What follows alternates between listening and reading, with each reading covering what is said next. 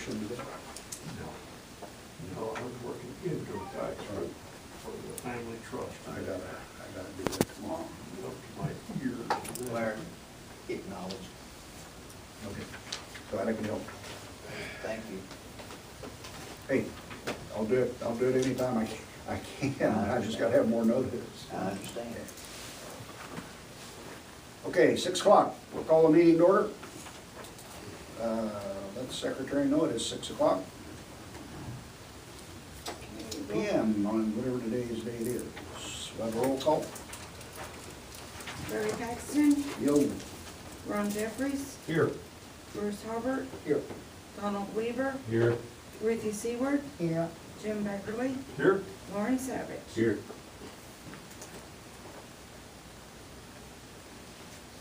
Sounds like everybody's here, so we've got a quorum. Has everybody read the minutes of the last meeting? Is there any reason to reread those? Everybody's got a copy of the meeting, of the meeting minutes? I'd like to make a motion to accept these minutes unless someone has any objections. I second that. Motion has been made and seconded that we approve the minutes from the last meeting. Is there any discussion? And Don made the motion, Yeah.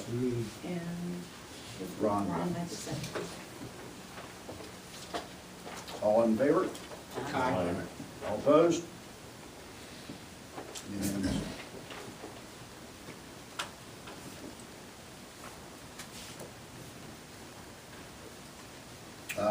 Will your treasurer's report? There's actually two in there. There's one for the January timeframe and one for February, since that didn't meet till last December. We'll do the one dated February 6th first. General account at Southside, we had a beginning balance of $142,041.50. We had sales tax revenues of $5,768.85. So we had a total of $147,810.35 available. And we had one disbursement, which was to the city of Coffee City for our secretary services. That's for 3 months, $814.65. Left us a balance of $146,995.70 in the general account.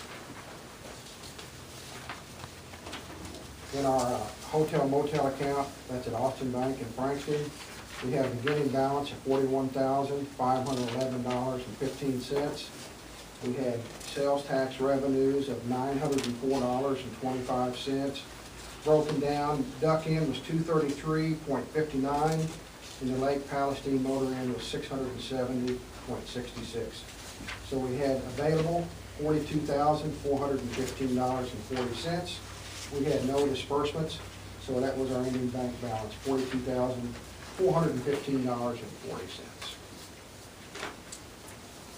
And for the period of February, we had a beginning balance in the general account of $146,995.70. We had sales tax revenues of $6,627.77, which gave us $153,623.47 available.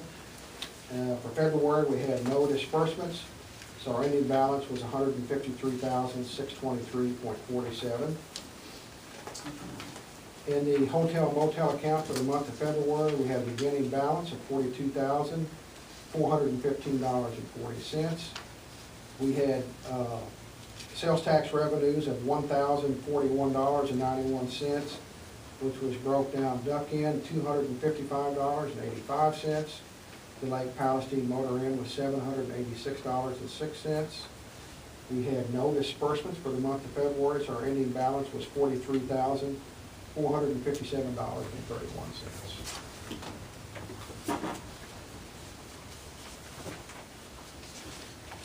And the only other thing I'll note is at the end of January, all the reports that are required were filed with the state of Texas, which included the franchise tax report, the public information report, and we filed a no tax due report, and then we file the annual Economic Development Corporation report, which can also be read online, so.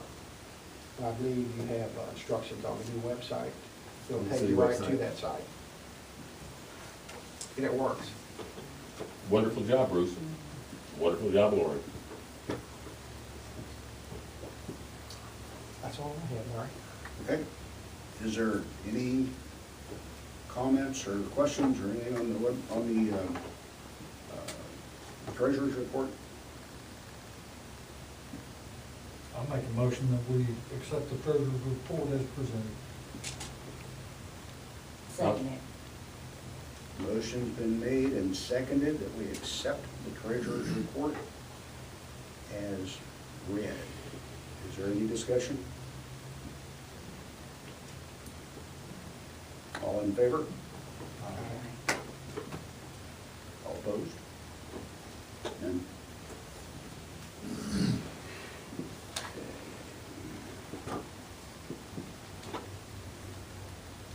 Is there any old business that we need to discuss? Got gossip about real estate around here, but I don't know if that's old That's business. probably old business. What is it? Oh, nothing. I told you I was gonna check with Drake Investments about the Schambach property, and I did. I went and visited with him, and I'm gonna make this a real short story. He wanted to know how much the Economic Development Corporation could give him, and he wanted to know if we could annex him in, and I said, well, I'm not really sure about that. Go ahead. Who is he? His name is Chris Weinsinger. I think I may be butchering his last names, but it doesn't make any difference. If you go across the big bridge, Jim, they sold a Schambach Ministries. It's 19 acres over there. And I talked with Bruce about this before, and I showed him his business card, because Bruce was asking me, what's his official title? And he said the official title was Chris. He was Chris. He's sort of like Cher, I suppose. I really don't know what his title was. But I asked him, to cut to the chase on this, I asked him what they were going to do with the property, because I've heard that they were going to build a seafood restaurant. He said possibly through a third party, but they don't know. He said more than likely they were going to build a high-rise hotel there. And I said, well, that's really great, and he offered to take me onto the property. And I said, well, sure, and he was running short on time, and then we started talking about the rest of Coffee City, and then we started talking about, on your side, the property, the 250 acres, Larry, this person. And this guy was, I don't know whether he was a blowhard or telling me the truth there, but he said he was going to buy everything. He said he was looking into buying the 250 acres on the other side of your property, and he was going to buy everything in Coffee City. And I said, well, that's just absolutely fabulous news. I said, you let us know what we can do to help you, and so forth and so on. And I really wasn't sure, and Bruce and I talked about this, and Bruce has maybe a better handle on this, whether these guys are just investors getting ready to turn the property over to somebody else, because if you notice, the sign is still up. Yeah. They still had the sign Yeah, up. that's what I was wondering. Is that sign still there? Yeah, the sign's still there, but also you've noticed they've taken a bulldozer to it. They spent an awful lot of money up there. Yeah, they bulldozed all the trees down. They bulldozed the oak trees down on the waterfront, and all the 19 acres they've cleared in back. And so I don't know what to think about it, but I told y'all I was going to go visit the guy. I visited the guy, and my report is I don't know. But he was basically, he was pumping me to see what information he could get, and I was glad to give him any information that I had, because it's all public information, and so that's that. I had somebody from Dogwood City telling me too that there's going to be a fast food restaurant there at the Yellow Light and a 3 to 4 story Marriott. And I says, where'd you get this information? He says, it's just rumor, which is basically the same thing that you kind of heard. There's going to be some type of restaurant, some type of motel. But there's nothing to substantiate. No, and I don't see why they don't take the sign down. If it seems like that was a committed deal, they would take the sign down. But it still has That's what I was wondering. Drake Investments. It still has the sign up there. And so I'm thinking, well, they bought it for a little under $1.5 million. Maybe they think they bulldozed the trees down, that they could just flip the property instantly over for $2.5 million and just run away. Who knows? Sounds like a plan. And then I looked at all the other property in Coffee City. I went and talked with the people over at United Country. And I talked with Donna over there, and I won't waste your time on talking about that, but I have it all printed out on the property that's available. And then, of course, Mr. Harrington, that was a discussion last time too. And I talked with Ronnie Clarkston. Well, actually, I talked with the people over at United Country, and they said that they had buyers for it, And they contacted Ronnie Clarkston, and Ronnie Clarkston, who is the real estate agent for Choice Realty, had told him, no, can't be done, it's already done deal, it's already sold. And so then the mayor took over, and the mayor contacted Ronnie. And what did he say, Mayor? I told him, I said, I hope you didn't sell that property to an investor. I hope you sold it to somebody that's gonna develop it. He said, that's the people that are buying it are gonna develop it. And he couldn't tell me. Well, Donna didn't know at United Country, but she had been told through more of this grapevine kind of talk that it was gonna be a service station. Supposed to close on May the 29th. Yeah, I have talked to the realtor also, Oh, what'd he say? but, well, the closing is scheduled for the 29th. That's all basically that we know. Also, I talked to Ronnie Clarkston too, and he told me the same thing. He told me that it was gonna be somebody that's gonna develop it. Yeah. But he couldn't say at the moment because the contract was still pending. Not until it closes. That Yes. information doesn't come Yeah. out. And He just, said that there was an individual that wanted to buy it and he turned them down. But that, These but people are that, gonna, that property is fully within Coffee City, right? of course. Okay. Yeah, 3506. Yeah. There were three parcels, is that right? Yes. There was the parcel on the corner, then They there's, wanted $395, I think, or $315 for the property that's on the water where the old restaurant used to be. 325, $325, and they wanted $215 for the shopping mall. Yeah. that's correct. And then they want $295 for the corner. corner. Mayor is right again. But that property's really not on the water, is it? The restaurant property? I think the motel owns that ramp, because they're the ones you always had to pay the launch fees to. Well, see, I've always thought that property, you know, I thought, See, the story behind that is when Tony Harrington built that restaurant, he owned that. mhm. And he deeded it to the motel. He owned the motel at the time. Well, when he sold the motel, Property he lost his went access. Tony told me that he still owned that ramp and that parcel of land. That he, since the restaurant was gone, they were paying the ramp fees to the guy at the motel, and he was in owing them for Tony. Yeah, I don't know if that's true or not, I'm just telling you, Tony told me that one time. Donna said she saw Tony 1 week before he died. And it's exactly what he said, but he said Tony Harrington came into her office at United Country, and she wanted that thing undeeded. Well, Tony deeded it over, we really just can't undeed it.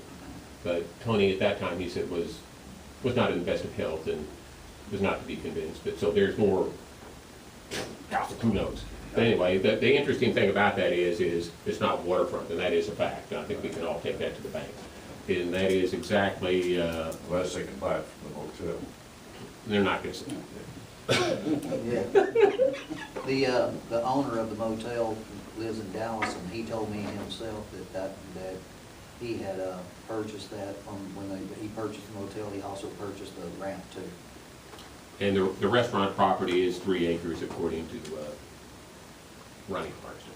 One of the, $325,000. one of the difficulties in Henderson County in looking at the actual land records, tax appraisal, et cetera, is that they use an outfit called TaxNet, which is very difficult to work with. It basically needs one of us to go over to Athens, to the county courthouse, and do a land search. For what purpose?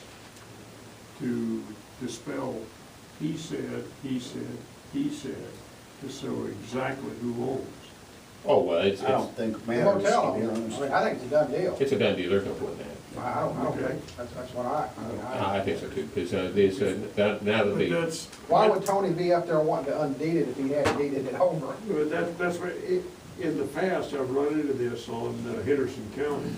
In Henderson County, tax records, ownership is very difficult to trace using the website TaxNet.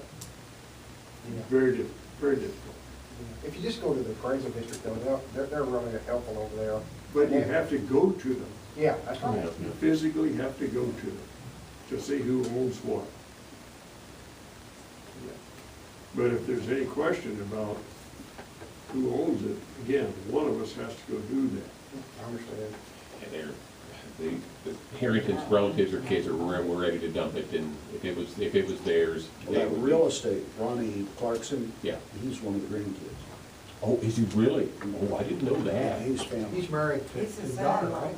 Oh. I didn't get any farther than that, he just He's told me married he to was the oldest family. daughter. Yeah. That's why that's the only reason he's got it listed. I Well, thought you then- knew that. I pretend like I know everything. Fooled ya! Not that it, Not not that that it makes it any matters, difference. I just happened to be grilling him a little bit, and that's what he told me. God, it was pretty obvious in my talking to him, he was not really a knowledgeable, commercial agent, and so I was kind of grilling him a little bit. That's real interesting, Nice, because and he was real I understood deadpan when I something. talk to him on the phone, I'm always sort of the excitable type, oh, this is a great deal, and, okay. Is Just there any my other, opinion. is there any other old business? Okay,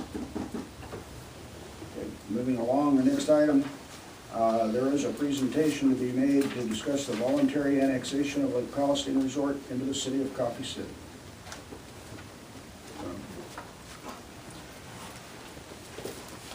Good evening. May I sit? I'm Scott Martin. I'm the manager of Lake Palestine Resort. And I have a copy of a grant proposal that we have put together, which would allow for the annexation, the voluntary annexation of Lake Palestine Resort, and provide a return on investment to the EDC and put in some tax dollars into the city. I'll let you take your own time to read over all of the verbiage, but I'll hit the highlights for you. This area is becoming more and more of a destination for tourism. We have realized that over the past couple of years with the amount of bass tournaments coming to the area, amount of crappie tournaments, amount of just fishing tournaments, and just people coming to visit the lake. We're also seeing a boom in residential in the area. I don't know so much about Coffee City, how much of a boom they're seeing. Chandler is starting to explode because of water frontage. The area where I personally live over near Flat Creek, it's very difficult to find any property over there that's undeveloped. To keep up with that and to stay ahead of future demand, we have to, as a business, constantly change and improve the way we do things. Now, there's only so much we can do. Like in 2008, we added 5 cabins. That accommodates 24 additional guests on an ongoing basis. Moving into 2014, it's time to add more cabins. We host 95% of the sanctioned fishing tournaments on this lake. And those include virtually every variety of fish that you can imagine, including many championships, including the Big Bass Bash, which is the largest tournament this lake has ever seen. They come from outside the area. They are looking for a place to stay. Many of the hotels in Tyler, where we're losing these people to, they don't have the parking to take care of their boats and their trucks. You're looking at additional 14 to 24 feet on the back of a truck, and their parking lots just don't have it, and they don't have the electricity available either to charge those boats as they're staying there. Now, another area, and this is one, no, there's no secret, with Tyler and other areas going wet, Coffee City has lost a lot of tax revenue. Have to be looking at ways to get more revenue into the city. So what we're looking for out of this is the purchase of cabins and a bunkhouse. It'll increase our availability from 24 to 30 beds. It'll increase it, that number, not from 24 to 30, it will increase it 24 to 30, additional on what we have now. If you agree to this, you'll be available to annex our park voluntarily. And this will also provide the revenue to get the return on investment, not just through the beds and heads taxes, but also through sales taxes that will be available from that area. Put in here projected costs, revenues, and a 10-year projection, which basically returns the investment 100% within 10 years. The total investment we are looking for is $169,704. This will provide the 4 cabins, the bunkhouse, and everything associated with putting those together to make them fully functional and operational from day one. We can execute this and have it going 90 days or less. We have done a lot of research. We started looking at this in the beginning of last season because we knew we were getting tight on our beds. I'll tell you right now, this weekend, we've lost probably 30 people to other areas because we're booked solid. The amount can be split up over a period of time. The needs would be, though, $84,000 upon approval, $50,000 within 30 days, and the balance within 60 days of approval. Now, if you look at the next page, the occupancy rates and income, what we've done is we've taken all of our available, and that's in black. That is what we currently have there for lodging. The ones we're looking at adding are in green, the cabin 9 through 13. And I know some people are superstitious, so we're actually rolling the dice, and we may make it cabin 14 instead of 13. The average rate is taken from our summer rates, our tournament rates, our weekend rates, and our holiday rates, and building an average of what the rate is on any given day throughout the year. A year having 365 availabilities or avails, and then the percentages as such. Currently, we are running approximately 17 to 18% occupancy at all times. We project as this area grows, we will get to what is the industry average for a tourist area of 32 to 35% occupancy. They do fluctuate. Winter months are slower. Spring and summer, it does get busier. The rates that are posted there are before any tax. On the next page, we have the tax projections. The 2013 is the actual number taken from our balance sheet of $123,396. That is also our sales of taxable items in 237, 235, that dollar amount. The EDC income would have been $9,893.90. City income would have been $2,372.35. Now that's based upon the effective rates that are in place today with sales taxes and bedding and lodging taxes. The projections down the line are based upon an 8% annual increase in revenue. The economy is getting stronger. People are starting to spend more money. We are seeing more tourism. It's not just us. Before I went to work for Larry a few years ago, I worked for Vail Resorts. I don't know if y'all are familiar with Vail Resorts, but they are the premier snow, ski, and golf destination on the planet. They are expected to see 25 to 30% increase over last year this year. I still maintain friendships over there. So 8% could actually be a very conservative estimate if we start doing what we need to do in this area to make this area grow. Income projections begin in 2015, since that will begin the first complete year of income to project. 2014 EDC income, I base that beginning June 1st, and then moving to the end of the year. So your average ROI over the 10 years, return on investment, would be 11.51%. And if anybody can get 11% on their money right now, please tell me where. Because I'm not seeing any place you can get that kind of return on investment. There's no question Coffee City is going to be needing to look for additional revenue streams. As places go wet, as the talks become more and more serious in Tyler about bringing liquor in. This is one way to help bring those sales tax dollars back to us and to keep them at home rather than them going elsewhere. And one way is through the collection of property taxes. However, with the economy still struggling, it will be difficult to get that past voters. Another way is to develop new and existing business. This is what we are wanting to do. We're one of the largest businesses on Lake Palestine, and we remain out of the reach of Coffee City for tax revenue. There are other businesses who would be interested in building in Coffee City, which would help with that tax base. We hear about them coming all the time. We're here now. We're ready to go. We're ready to pull the trigger on this. ROI is the most accurate way to determine where to put your tax dollars. It's advantageous for a business as well as for a government entity. I've done a little bit of research. Has there ever been a grant that's been done by this EDC where you actually had a return on investment on it that you could calculate? That's not a rhetorical question. Does anybody know of any investment the EDC of Coffee City has done where an ROI could actually be calculated? How many acres do you have? We have command and control of approximately 15 acres. Now, land-wise, we're about 7.5 to 9. When I say command and control, we've got a large inlet where all of our boathouses are. Will this be full capacity as far as development goes? This will be as far as you can push it? No. We have other availabilities that we can do. A little bit, but you're getting close. I mean, you know, we can still probably develop a little bit more. The problem that we're gonna run into after we get to this point is gonna be, as we develop, it's gonna be tough to keep up with parking. That's gonna be the real. Or we're gonna have to look at rip and replace. Or, yeah, and that's something we're looking real hard at, is getting rid of part of what we've got and replacing it. So very basically, the last paragraph kind of lands it out. We stand at a crossroads in Coffee City. I lived here when I was in high school. I lived in Broward Bay. I graduated from Brownsboro in 1987. I've seen Coffee City grow. I dated Paula Phillips for a long time. She'll even admit to it. Do y'all know who Phillips is? Paul and Wayne Phillips? They built kilos.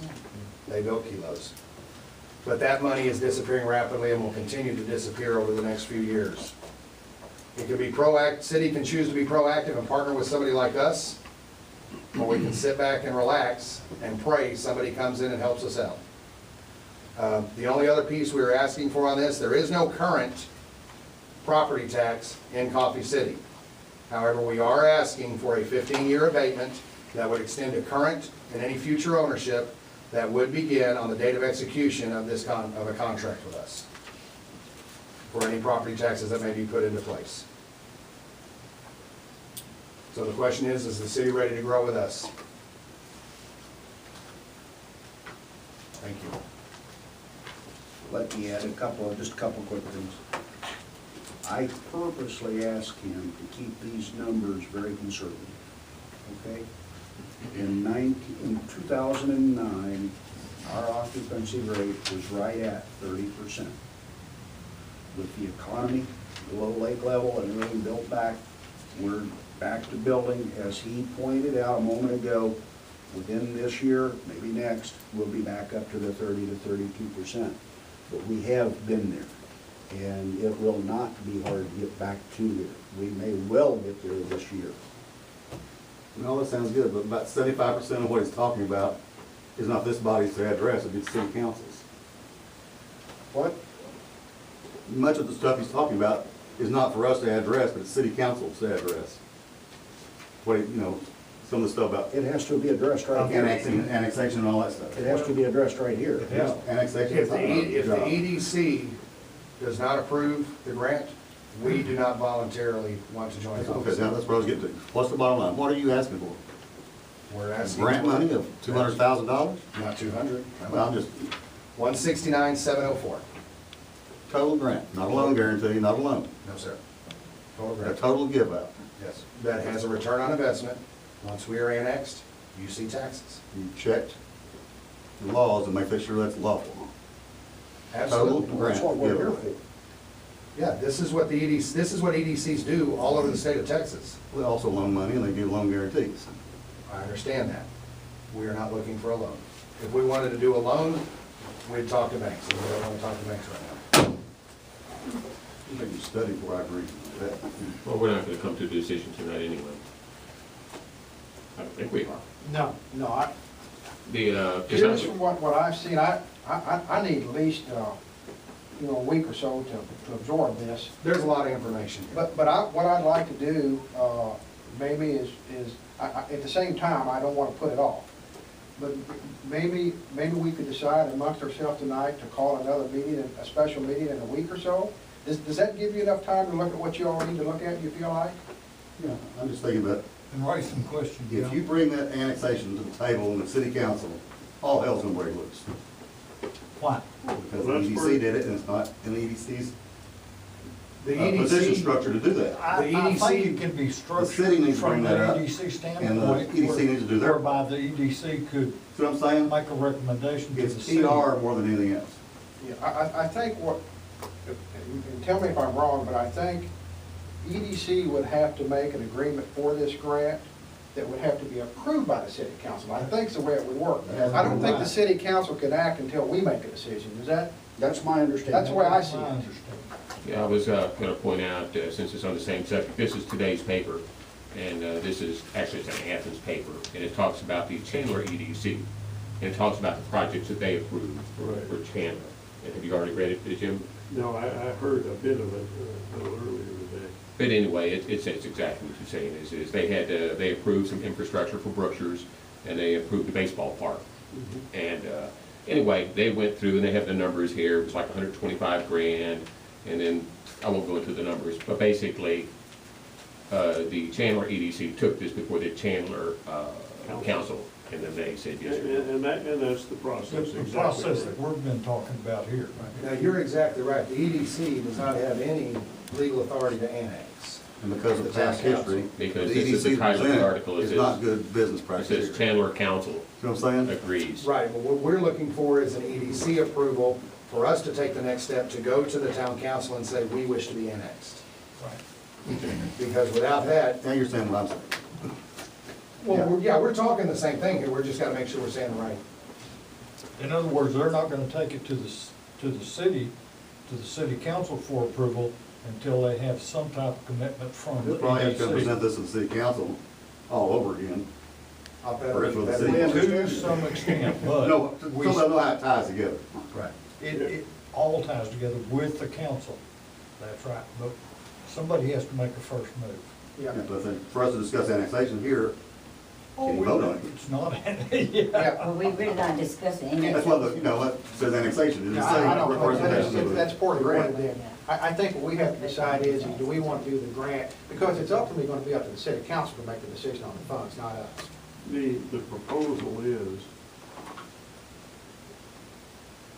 dependent on the city, but the proposal is if this new business be brought into the city with a grant of 169,704, would the city annex the property?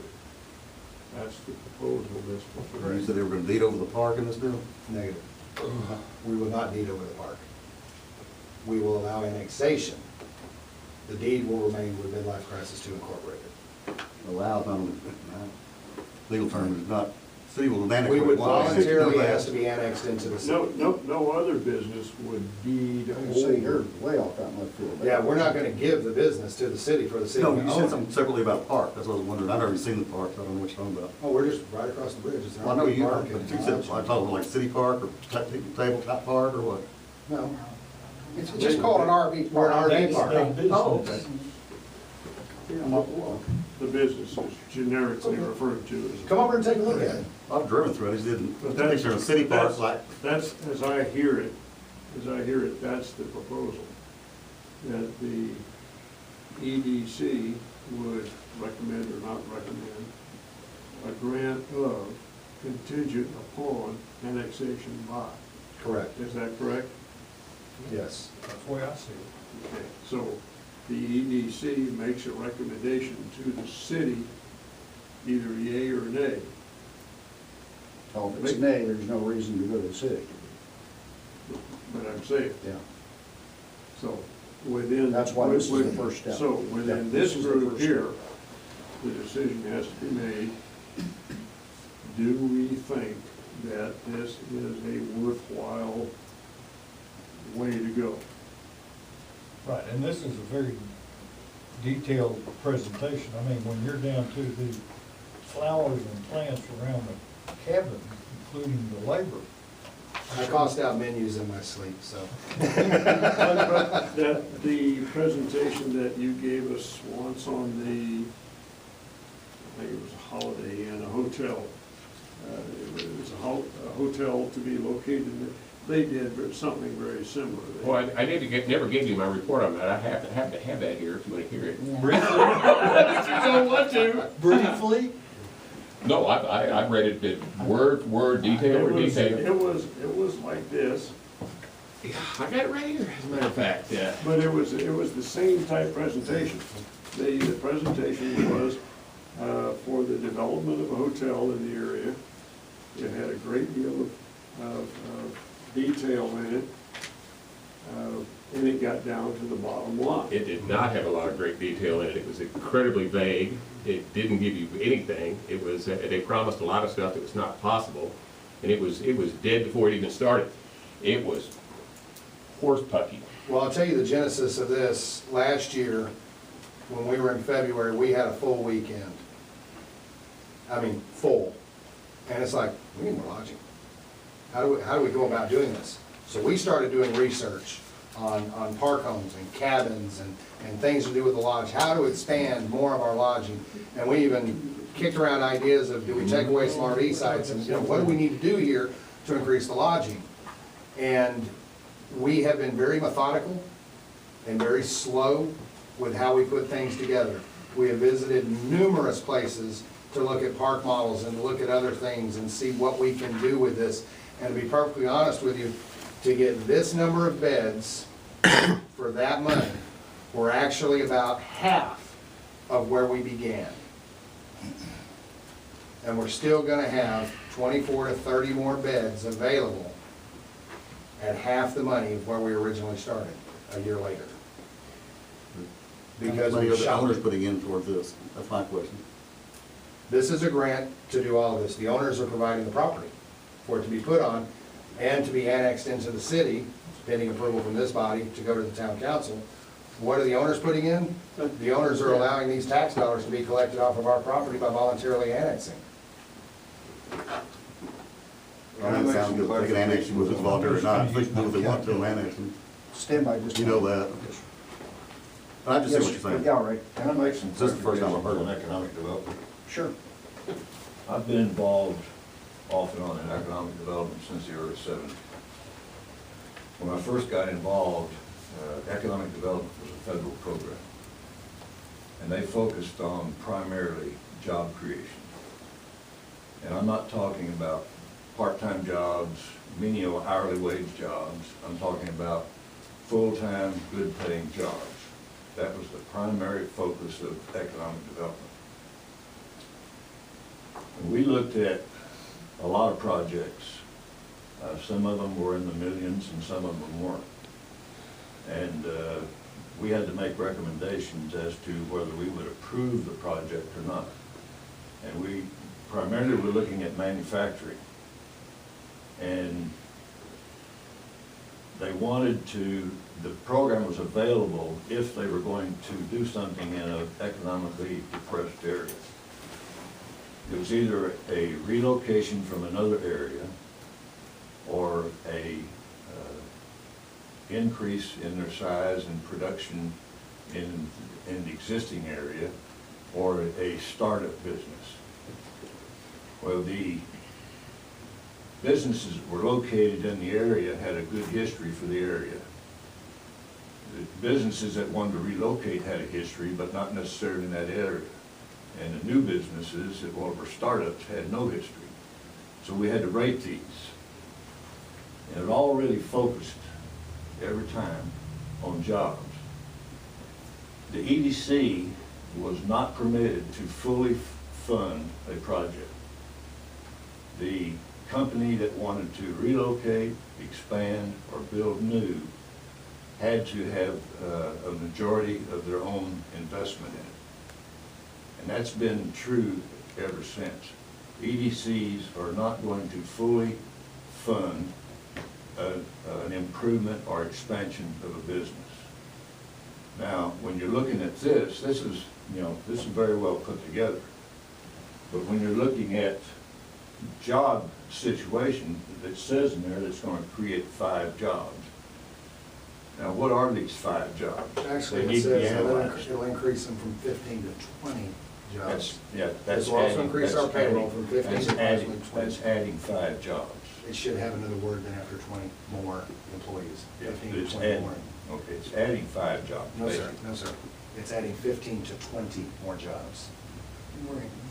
To cover what we'll need to cover with this. I left out the word more, and I apologize for that.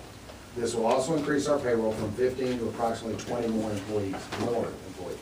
Secondly, when you get into EDC, this type of project does not basically fit in the EDC program because it's not generating jobs to support the local economy. And that's basically what EDC is about, creating jobs. Now, until just a few years ago, EDC was not even allowed to make any kind of investment in a retail business. That was prohibited.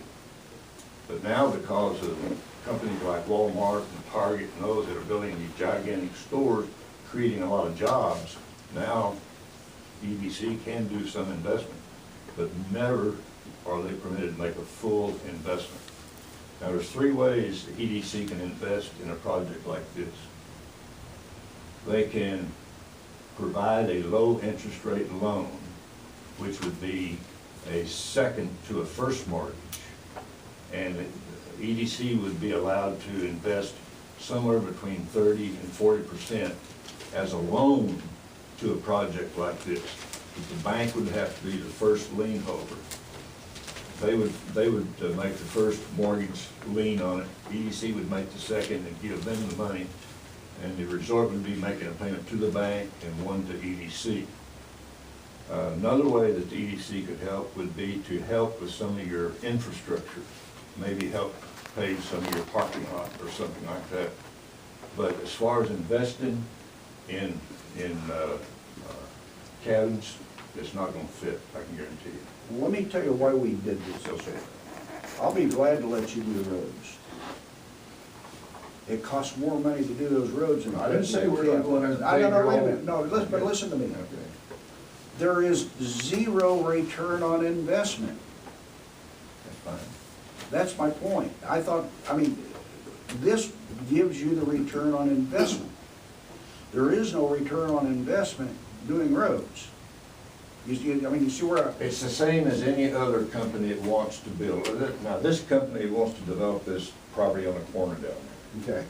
EDC can help them with some of their infrastructure. They can't help them build a building.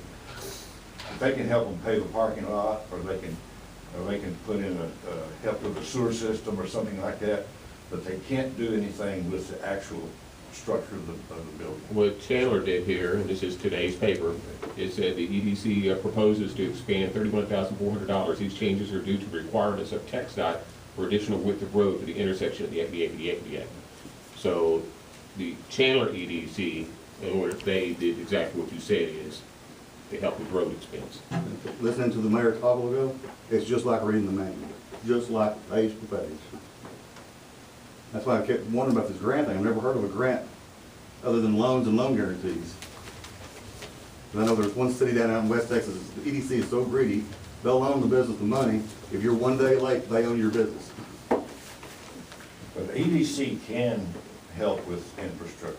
Say if you have a parking lot and it's gonna cost you $100,000 to do it, EDC prepared to pay part of it. They're not gonna pay all of it, but they will pay part of it. But I think what he's saying is he wants to key it, and unless we do this, the only way the annexation is gonna happen, that he's gonna do it voluntarily, is this particular loan.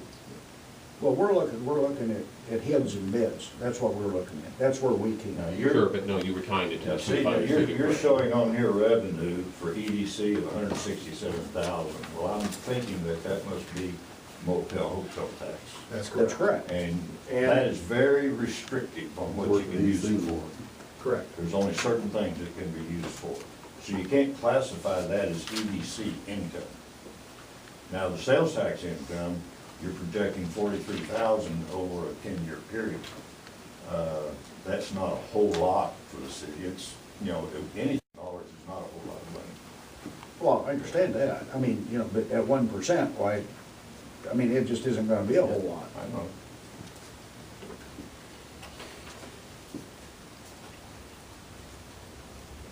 If you build a paved area for somebody, how does that ever put a dime back into the EDC? It helps with traffic flow. There's reasons for it, but, How does a piece of asphalt ever collect a dime in taxes? It can be done, you're not investing money to create return on it. You're investing the money to create jobs. Everybody keeps forgetting, EDC is all about creating jobs. That's what it's for. That's why it was established. Well, that's what we're doing. It was established as a federal program, and eventually the states started adopting it. Right. And it's been a very successful program, but it's basically to create jobs. And we're That's looking why, at creating that's jobs why like you've this. got Rick Perry going to all these other states trying to get these manufacturing companies to come to Texas. Mhm. Well, that's to create jobs. When you create jobs, you're gonna help the retail business. And when you build up areas, rather than letting them depress and go down, more businesses come in. That follows each other. Businesses want to be where successful businesses are. You know, Ray, what you're talking about is really true of type A EDC. Well, type B and type A are not totally No, I know. different, yeah. But there's a lot more things you can do under type B than you Yes. can type A. Yes. Including things that don't have anything to do with payroll. I understand, with jobs. I understand exactly what you're saying. And I understand that, because EDC can help the community center. That's right. Okay. That's right. Which doesn't really create revenue, but it's something that could be classified as, could be used for little conventions or anything like that. Yeah. But you're limited on how much you can do that. Yeah, and it has to be approved by the city council, so. And we're type B, if no one, that's what we are, we're type B, so.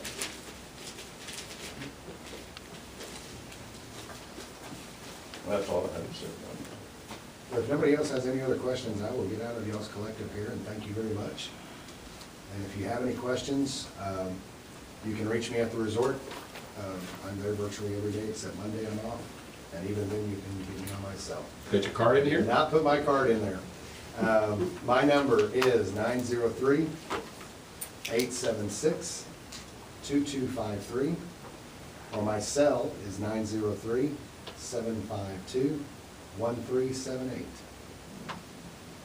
And your name again? My name is Scott Martin.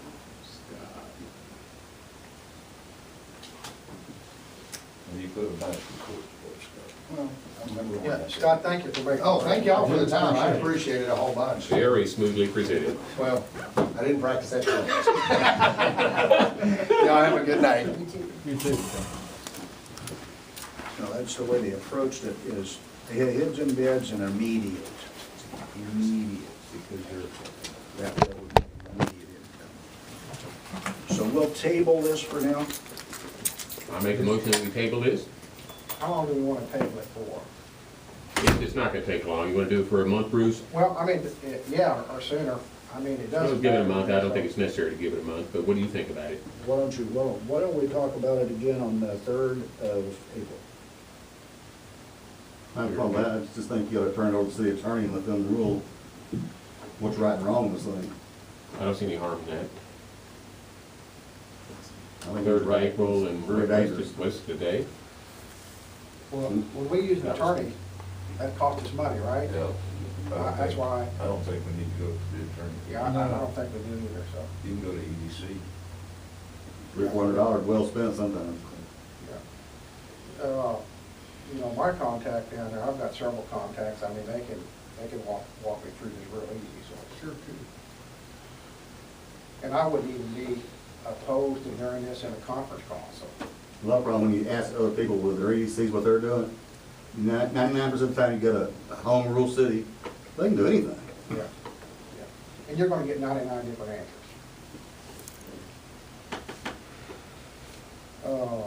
So we're trying to pick a date on our next meeting is where we're at? Well, I'm suggesting The city of April, Arlington creates EDCs within the EDC. I'm suggesting April 3rd. That's about 3 weeks. Is That that gets right? it done We'll before the make it before council our city meeting. council If meeting. we can get together and proceed from there, then you're still ahead of the council.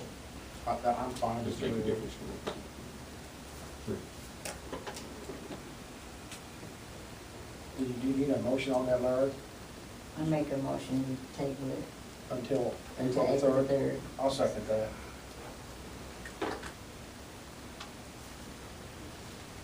Is that gonna be a special meeting, Larry, or is that gonna be our regular meeting? That was a special meeting. A special meeting, okay. Did you get that special?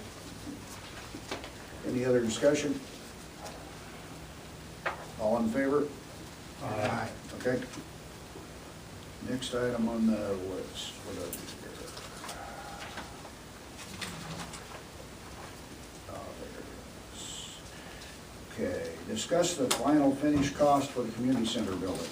This is not this is the final for this portion of it, okay?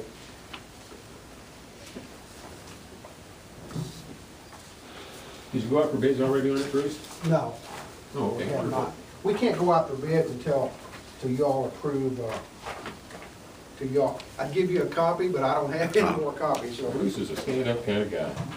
That wasn't called for, but. Basically, little history real quick. Don and I initially got started on this. We went over to the community center, took some measurements and got the old blueprints out, and kind of decided where we wanted to go with this. And then we got, Ron volunteered to help us. So Ron and I went up to Tyler and sat down with the guy at Lowe's. He agreed to do this drawing for us. These are not the final prints that we would go to bids on. This is just a print of what we've got to work with over at the community center. But you can see that we've made a kitchen on one side, and on the other side, it's basically storage that's identified as pantry shelving. Now, our plans initially would be to use the existing hot water tank and not put an ice maker in. That's really for future in case we needed it. I think we can tie in, we have a 55-gallon tank over there, which I think would be sufficient, and it would be fairly easy to tie in. The drawing that you got actually shows 2 refrigerators. We're going to have 1 refrigerator, and the next drawing will show that. And the GE stove and hood is going to be on the other wall, and that's going to be a cabinet. And I apologize. This is just the best drawing I had because we were able to show the sink area in here. There's a picture of the single fridge and about mid-pack. Yeah. Let's just go through the pictures, then I'll come back to that.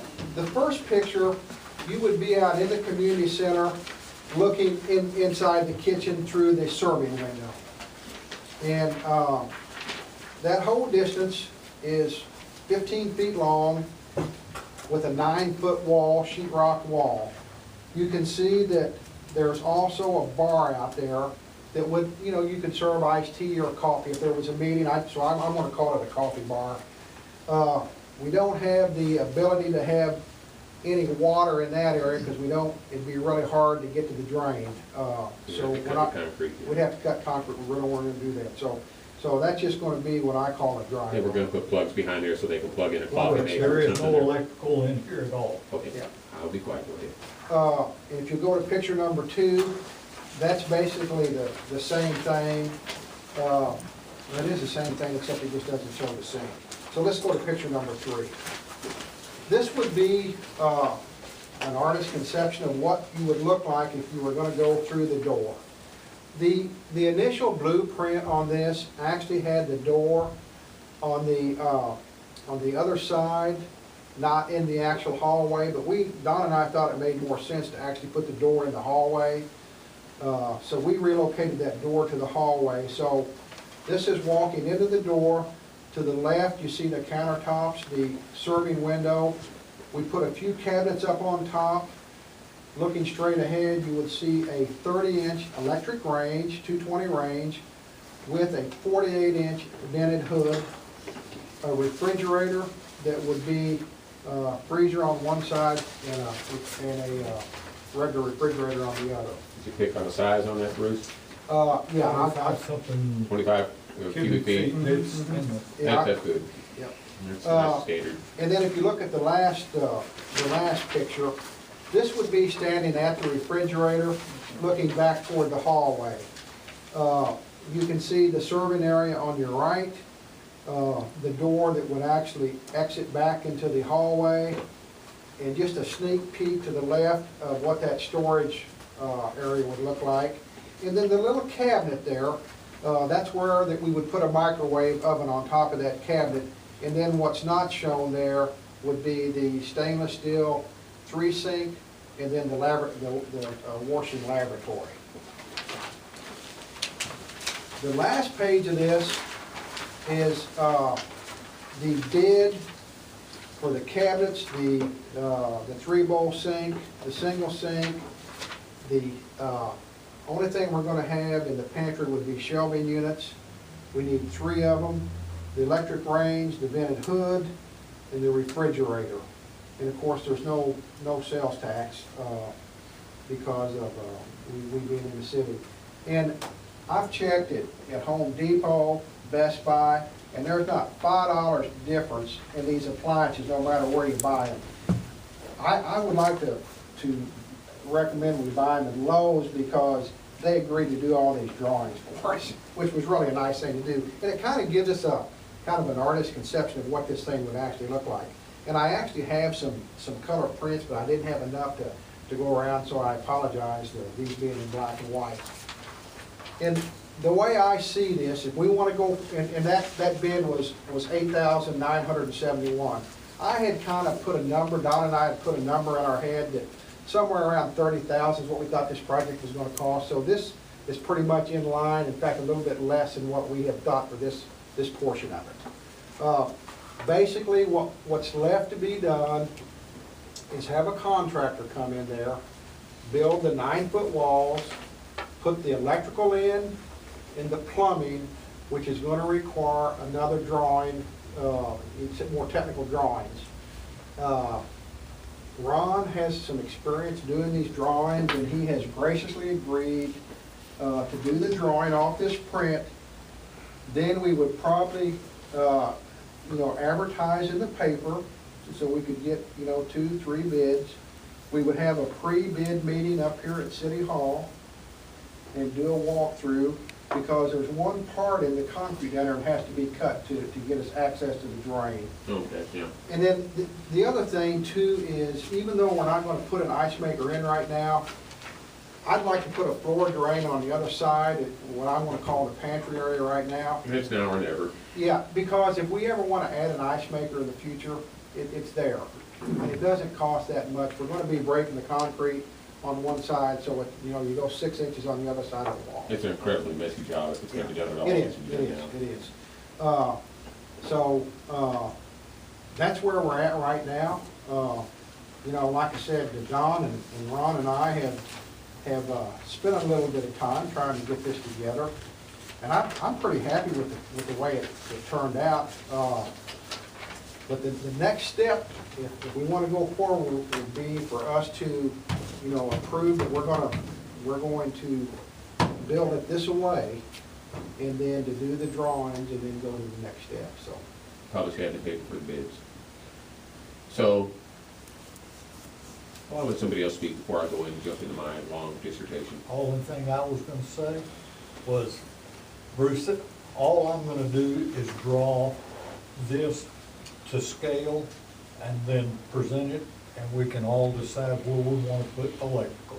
Nothing more than that. That's just. And the plumbing is pretty much self-evident because of the 3-position sink, the hot sink. Right, and we can, the stove, we can position that. I think one of the considerations we need to think about, and that is, once they begin construction, we may want them to drop some tarps or dust, dust cloths or something to keep dust particles, especially from the concrete, from going all over the building. That's an excellent idea. They need to get in there with their tape and their polyurethane and tape the whole And they piece can off, drop it. or else it's gonna be a mess and you'll never clean it And up. just basically screen off that one area. It's a must. It's gotta be done like that. Otherwise, we're gonna have, and we're gonna have it anyway, but we're gonna have air conditioning filters filled. No, you'll ruin everything, because once you start cutting concrete, it'll suck it up in those vents. If that building lasts 100 years, you'll have dust in there for 100 years. That's correct. The new concrete saws, though, that have the water are a big improvement. It's That's not true. having water, so. That's But true. you're right, we're still gonna have a lot of dust, but I think knowing that going in, if we require the contractor to hang the curtains, it's not gonna totally eliminate it, but it'll help. It's a small potatoes anyway, 'cause it's just polyurethane and tape, and if they're gonna be bidding on it, Right. make them do it right, Yeah. Because we're looking at cleanliness of the rest of the building. And people, contractors can be incredibly nasty. Mhm. And we're gonna have to live with whatever they do, so. Yeah. I don't think the construction over there would take a real long time once they got started. No, they're gonna want their money. Yeah, but I think, you know, all we're doing, there's no drop ceiling in this, that's why we used the vent hood, it's just 9-foot walls. We're not having to do any additional HVAC work or heating work, So we're putting ball sheet rock walls and wood studs. that's pretty much right. And then they're gonna paint it white or whatever color that we want it. Whatever color you want. Yep. Beige, white, blue, Makes no difference. doesn't matter. Makes no difference. How about you, Mayor, do you have any questions about this? No, it looks good to me. It'll make it more rentable. Yeah, no doubt about it. I think it would be, and I kind of was just doing some numbers in my head, I think it may come in even under what I thought, so, but at the same time, I still want to leave that number up there because something else always comes up. Always It have a never surprise. fails. Always have a surprise. You want to ask a question? And the number that you have up there is 30,000? Yeah, my original estimate was 32, so. Mine was a little higher. Jim and Larry and Lauren, since I was involved in this too, we very methodically went over there and looked at the plans to see what we could do to come up with a practical plan. We didn't go full hog on any of this stuff, but we wanted something that was usable for the people that would come in and rent this thing. And so what we tried to do is, and Larry, you should be the expert on this since you basically run a commercial facility, but we tried to come up with a renter-friendly facility that we would get the maximum amount of bang for our buck and make it serviceable for people that we did. This is these people here's idea about we got as long a counter as we could on this wall. We were basically limited by the dinky size of this thing. But it sounds real grandiose, but this is a little dinky thing. So we wanted to have as much counter space as we can for serviceability. The outside thing here also, that's a pretty clever idea, and I'll give Bruce credit for that, and that came from the church in Frankston. We don't have a sink on there, but that way they can put their coffee or tea dispenser out there, so it'll keep people out of the kitchen. And this was a whole idea, if you're gonna have somebody in here, they can have their staging area, and their staging area is inside. That's why we tried to give as much counter space on the inside as we possibly could, because people are just gonna be heating stuff up and putting stuff in the refrigerator. But we wanted as much staging area, and that's my own staging area as we could along this wall, so they could basically bring in their staging area, and then they could shove it through the open window so that people could parade around outside and fill up their dishes and keep people out of the kitchen. And we thought about islands in the middle. There's not enough room for islands in the middle, You don't need it. so we kept it open. How long, excuse me, how long, how long, how long, 8 how foot. long that counter, is that 8 foot? It's an 8, you mean the open area? No, well, this It's counter it's is a down length the of the wall, wall. that's 8 foot. You know, so that particular thing is, 180 feet? it's long. No, That's no, no. What am I looking? I'm trying to. That's 180 inches. 180 inches. Yeah, okay. that I need to sounds start with pair of glasses. It's, We made it as long as the wall. 96 and 18. good. Well, I'm It's sure of 8 that, I feet. just. The window opening is 8 feet. Okay. Yeah, Right, so I'm gonna pretend it's 16 feet. What's that? 15 feet. I've Okay. seen it. So that's plenty, yeah. Yeah, and then on the other side, with the 3-position stainless steel sink, the fire chief said that some government specs said we had to have a 3-position sink even though we're not a commercial restaurant. And we put a vent-a-hood. This is not a commercial spec vent-a-hood, but this is something to take the stink out of there. It doesn't have any kind of fire suppression system or anything on there, so it's really just a basic vent-a-hood. Get a vent outside. It's a pretty powerful vent hood. Well, good, that was money well spent. And the range, they were very conservative on the range. A 30-inch range is just your typical BS range that you would get in any kind of household thing. I've got the That's specs all on we each need. one of these things. Yeah, that vent hood, Yeah, somewhere on there is the, it's a powerful hood. And I was asking Bruce, that's a nice size refrigerator, 25 cubic inch refrigerator Yeah. is kind of it's not a dinky one, it's not a huge one, that's kind of a middle of the road one also, and the side by side is. yeah, that vent hood's 1,200 CFM, so that Yeah. can move some air. We can blow a lot of wind with that. Move in on the pantry. On the pantry is basically open. We're having, how many steel shelves are we gonna have in there? There's 3. 3. We're leaving the thing completely open because when we were in there perusing the community center, they put those bathrooms in there and they have emergency Red Cross supplies that they just have crammed in there, which really makes the bathrooms unfunctional as they have now. If we build this pantry, they can cram that stuff full of Red Cross supplies and, you know, basically unclutter the bathrooms that they have existing there. And so we basically left it as open as we possibly can. That also saved us money. These are also open wire shelves. We specifically chose those because they could be kept clean. If we had something with a flat surface, they'd spill it. Right. And make a mess in there. So, and also, when the contractor comes in, we're gonna have these shelves attached to the wall, so they won't be able to climb up on them and kill themselves. And they're powder coated, Yeah, or are they? yes. But anyway, They're not stainless. not to toot our own horn, which I'm tooting, this is a wonderful plan. The only thing I would pick on anything at all was Lowe's is getting the cabinet bid, but these are pre-finished cabinets. And they're Plywood, they're not that They're all particle board. plywood. Oh, that's There is fine. no particle board anywhere. That's fine, I insist on that too, that was set my nose in there also. $3,624, you might be able to beat that for $500 or $600, but I'm not gonna pick hairs on that either, even though I could, you know, it's. Now, one thing that we will have to purchase that is not on this, Is the base, the base for the stainless, the three stainless steel? no, holes for the doors and drawers. It's not in The here. handles? Depending on what type of cabinets that they have, a lot of times they make cabinets, depending on how the faces of the cabinets are machined, and I see in this particular drawing, they have pulls on here. They do, and I asked him specifically about that this morning, and he said, quite honestly, he said they get their the cabinet people, Yeah. they get their hardware at the same place that we get ours. The ones that I, We order it from them, they bump the price up a little bit when we get them. they make cabinets with bevel faces now that have no hardware. All the ones I Right, saw they in do. real Yeah, places, just grab. you just grab underneath and you pull, because that way they can destroy the handle and it doesn't get filthy. Now, this quote does include the doors and hinges, it just doesn't include the pull. I understand what you're saying. But you know, you can buy those, you know, you can go into a hardware store in the Lowe's or Home Depot and. They're $3 to $15 a piece, depending Yeah. on how fancy you wanna get. Exactly right. If I find some, I may donate them to the community center, because I got buckets of them.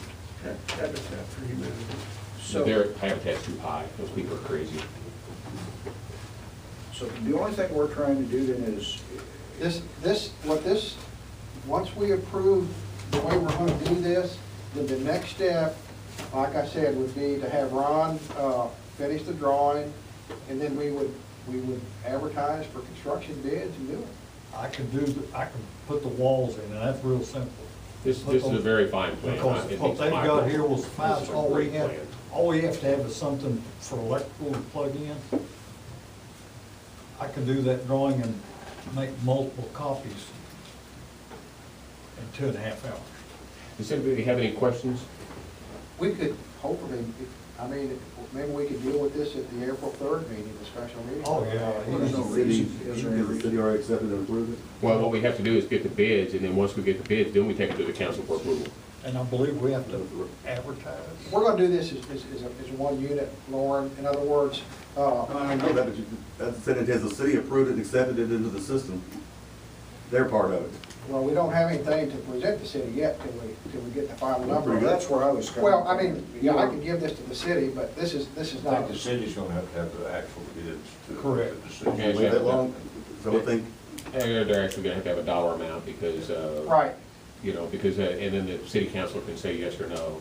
And since it's EDC money, I don't see why they'd have any protest. And this is a great plan. I I'll don't personally think there's gonna be any I'll opposition. vouch for this, and this is a fine plan. This is I know really, you talked about it when city council, but but we really have to have a number on it to get it approved. And one last thing on this, before I forget, is all of this little discussion before you were here, Lauren, this whole thing started with tables and chairs, believe it or not. Sure did. So, We're so the gonna- only we thing, want the only tables and thing you're chairs you're in here, interested in too. tonight then is just, do we want to continue with this we plan? wanna continue with it, and by the way, tables and chairs is included in that Oh, is it? 32,000. It Oh, is, absolutely. If I can make In a my motion, opinion. if we go forth with this, I would like to make that motion. I'll second it. Okay, motion's been made and seconded that we accept the plans as drawn and move forward to get pricing. Is that a correct statement? Okay. Is there any discussion? I just wanna thank the two guys that, even though I kinda took the lead, these guys were very, very involved in it. And I want the public to acknowledge, I really appreciate the work that they put on it too. Because I think you know, the three minds came together, and like Don just alluded to, I think we came up with something that would really assist the city in renting that, yet we really tried to watch the dollars. So. That's all. I think it's a great thing, and I would like to publicly announce there that Bruce and Ron are very fine people. And Don? They're great people. Let's stay with where we're at here. Then if there's no other discussion on it, I made a motion, and we got a right, second. it's been seconded. All in favor? Aye. All opposed? We'll continue with that. Is there any new business? I've got an idea that I think you need to address. What's that? I was over in the dollar store one day on Sunday. I think it was full of dressed up black ladies. And they were looking for the community center and they couldn't find it. Because there's no signs out there pointing to where it's at. And that's true. We have talked about doing some advertising for the community center. You're talking about road I'm signs, talking aren't about you? road signs. There used to be one there for City signs, Hall. yeah. And that's the only sign, but there's several things we can do. We just kind of held off until this gets done, because correct me if I'm wrong here, Mayor, but the few people that had looked at it pretty much got turned off because it didn't have a kitchen. And that's why we kind of put everything on hold. They could have been rented a whole lot more. Right, I understand, and I'm still in favor of doing the advertising, doing road signs, whatever we need to do to promote the center, but we've put it on kind of the back burner until we get this part done. I was wondering, I didn't know how long it takes the state to get around to doing something like that. Yeah, because they'd have to do it. And if I'm not mistaken, the state will buy the sign. It's a brown and white, is that what it is? That's an informational local business. But it's on their right of way and they have to do it. Yeah, the state will do it, but it just has to be. We might, who knows that process? We might go ahead and start making contact with the state. I don't know how long. Talk to Chris Moore. Okay, He knows about that. I'll talk to Chris. And for future new business, now that we have, and we're kind of jumping on, but I'd like to kind of get things going here. Now that we have this new website, and it's almost complete, but it's not complete, it has so much information, and I think Coffee City ought to be represented for what it is, which is we're really a fine place. We have a lot of real estate opportunities available in the city now. We have a better transparency than we've ever had in the history of the city. We have motivated people that are sitting around this particular table, and I would like for us to come together with some kind of program for advertising the Coffee City website to draw people in just to look at what a professional website that we have.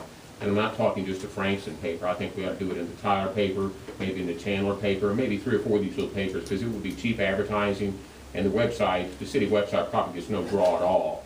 But I think just getting people in to look at, oh look, this is professionally civil, we have a professional website, and look at the information that's available. I think it would be a very cheap expenditure, and we're putting our best foot forward. This is a better foot than we've ever had to put forward. Your hotel motel tax. Did you notice you have the entire EDC separated in the city? Their whole background is all good on it. It is it makes the old website look like a child's plaything. It is a wonderful website.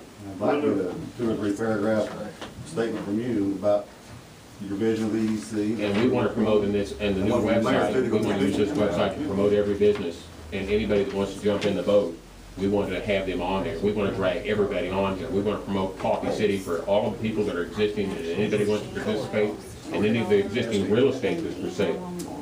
In other words, what I would like to do for new businesses is I would like to facilitate, since it was the EDC who was paying for this thing, and he's doing it for free, I think we ought to spend some money and use a talent that we have here, because it's an unequal talent. You can't go to any city of any size, and I brought some stuff here in my pile, but I'm gonna do you a favor, not drag it out. We need to look at that. We need to look at using the talent that we have here at this particular table. There's no reason not to, and I think it would do a lot for improving the image of the city, and I think that's what we really need. What's that? I just wanted to pass those drawings around, those colored drawings. Oh, I'm sorry. Yeah. because I need those back. And I have some other things here too, but I don't want to wear you guys out. Thank you. You're welcome. Okay. That's been voted on, and so, what did I do? I just put I think executive session is the next item. that. Yeah. Okay, if there's nothing else to discuss, then, I'd like to go into executive session. Can I have a question on the executive session? Yeah. Do these two items qualify for an executive session? Is there something that we're discussing that can't be public knowledge? Probably not. I don't know what they are, I didn't get. Just a potential sales tax revenue opportunity and the loan from the city of Coffee City. I think we ought to just go forth with it. I don't think we need to drag it to an executive session, because I tried to understand the EDC in the past, and there was 100 executive sessions in the past, and I don't have a clue what ever happened. Unless you're gonna talk about a specific company that's thinking about coming here, that doesn't wanna be known about. If you're just That's talking about, fine with me. if you're just talking about general sales tax revenue, Is it, like item A, is that anything specific? Like in theory, that guy could have done his in the executive session. I'm gonna pass these around. What this is, actually is, Jim Beggerly has done the work on this. You can give one to the mayor too. And it's something that we're gonna discuss a little bit. It may or may not create any revenue for the sales tax for the city. I'm gonna let Jim take over and explain what it is that he has done and how it may, or where the potential revenue is, and whether or not it's worth chasing.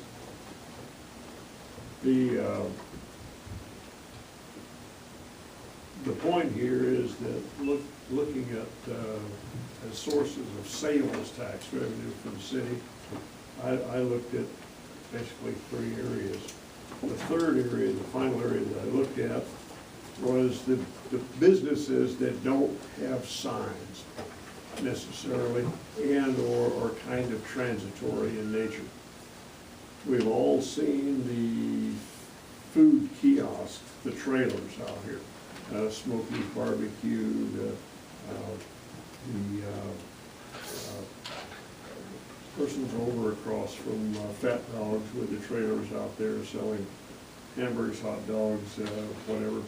And the farmers out here selling fruits and vegetables. The fruits, vegetables, and raw shrimp, as I read the sales tax laws, are exempt. They're selling foods that need to be prepared elsewhere. They don't collect sales tax, it's not a sales taxable item, okay? The folks that have the flea market, the folks that have the food trailers selling prepared food should be collecting sales and use tax. They should have a sales tax certificate to collect that. It's seasonal. The barbecue stand, et cetera, out there only operate a few months out of the year. But again, they should be collecting sales tax, and as I read the sales tax rules for the state, they should be being collected since they're being sold within the city limits here. Those sales taxes should, a portion of them should be coming to the city. Same thing with the flea market. I read the regulations on the flea market.